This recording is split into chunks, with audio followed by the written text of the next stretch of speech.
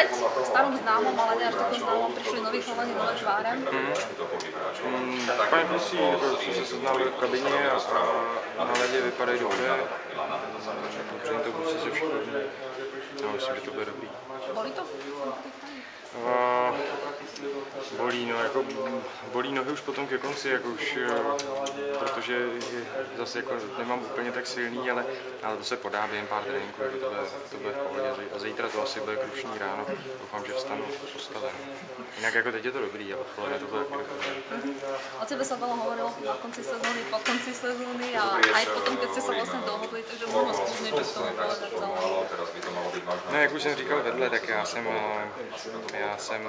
my jsme si to prostě všechno vysvětlili s Márošem a myslím, že teď nějak mezi náma nic nevisí, on splnil to, co slíbil a já jsem za to rád, jako dodržel, co řekl a to jsem podepsal.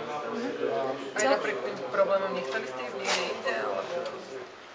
Tak jako nějaký nabídky jsem měl, ale čekal jsem prostě, bylo tady nějaké rokování s nima.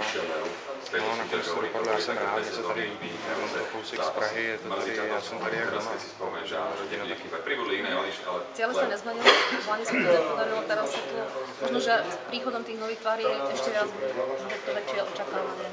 Já doufám, že to naplňuje to očekávání, ty hráči jsou fakt dobrý, co jsem koukal a